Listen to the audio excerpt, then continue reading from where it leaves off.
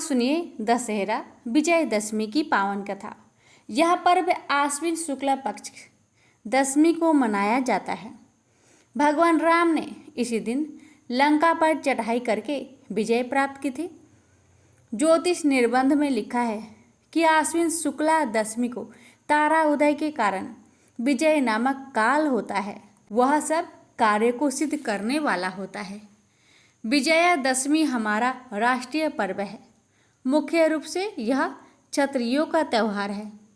दशमी के दिन रामचंद्र जी की झांकी बड़ी सज धज के साथ निकलती है और रावण वध की लीला का प्रदर्शन होता है। इस दिन नीलकंठ का दर्शन बहुत शुभ माना जाता है। इस संबंध में कथा इस प्रकार है। एक बार पार्वती जी ने पूछा कि लोगों में जो दशहरे का त्यौहार प्रचलित है, इसका क्या फल है। शिव जी ने बताया कि आश्विन शुक्ला दशमी को सायंकाल में तारा उदय होने के समय विजय नामक काल होता है, जो सब इच्छाओं को पूर्ण करने वाला होता है। शत्रु पर विजय प्राप्त करने वाले राजा को इसी समय प्रस्थान करना चाहिए। इस दिन यानी श्रावणा नक्षत्र का योग हो तो और भी शुभ है।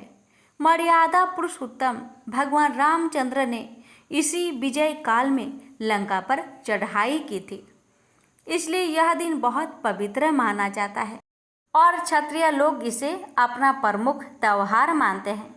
शत्रु से युद्ध करने का प्रसंग न होने पर भी इस काल में राजाओं को अपनी सीमा के पार अवश्य यात्रा करनी चाहिए। अपने तमाम दल बल को सुसज्जित करके पूर्व दिशा में जाकर शमी वृक्ष का पूजन करना चाहिए।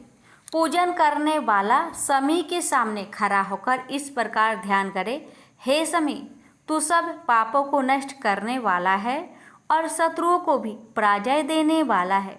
तूने अर्जुन का धनुष धारण किया और रामचंद्र जी से प्रिय वाणी कही।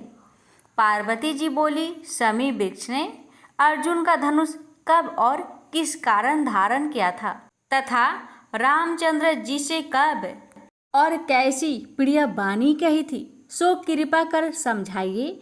शिवजी ने उत्तर दिया, दुर्योधन ने पांडवों को जुए में हराकर इस शर्त पर वनवास दिया था कि वे 12 वर्ष तक प्रकट रूप से वन में जहाँ चाहे फिरे, किंतु 1 वर्ष बिल्कुल अज्ञातवास में रहे। यदि इस वर्ष में उन्हें कोई पहचान लेगा तो उन्हें 12 वर्ष और भी वनवास भोगना पड़ेगा। उस अज्ञातवास के समय अर्जुन अपना धनुष बाण एक शमी वृक्ष पर रखकर राजा विराट के यहाँ नला के भेष में रह रहे थे।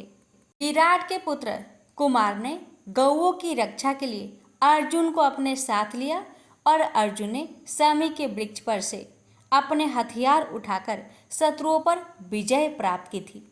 शमी वृक्ष ने अर्जुन के हथियारों की रक्षा की थी। विजयादशमी के दिन रामचंद्र जी से लंका पर चढ़ाई करने के लिए प्रस्थान करने के समय शमी वृक्ष ने कहा था कि आपकी विजय होगी, इसलिए विजय काल में शमी वृक्ष की भी पूजा होती है। एक बार राजा युधिष्ठिर के पूछने पर श्री कृष्ण जी ने उन्हें बतलाया था कि हे राजन, विजयादशमी के दिन राजा को स्वयं अलंकृत होकर अपने दासों और हाथी घोड़ों का श्रृंगार करना चाहिए तथा बाजे गाजे के साथ मंगलाचार करना चाहिए। उसे उस दिन अपने पुरोहित को साथ लेकर पूर्व दिशा में प्रस्थान करके अपनी सीमा से बाहर जाना चाहिए और वहां वस्तु पूजा करके अष्टदिक्पालों तथा पार्थ देवता की वैदिक मंत्रों से पूजा करनी चाहिए। शत्रु की मूर्ति अथवा पुतला बनाकर उसकी छाती में बाण लगाए और पुरोहित वेद मंत्रों का उच्चारण करे। ब्राह्मणों की पूजा करके हाथी घोड़ा अस्त्र शस्त्र आदि का निरीक्षण करना चाहिए। ये सब क्रिया सीमांत में करके अपने महल में लौट आना चाहिए। जो राजा इस विधि से विजय का उत्सव करता है वह सदा अपने शत्रुओं पर विजय प्राप्त करता है। प्रेम से बोलिए सियावर रामचंद्र की जय, दुर्गा माता की जय।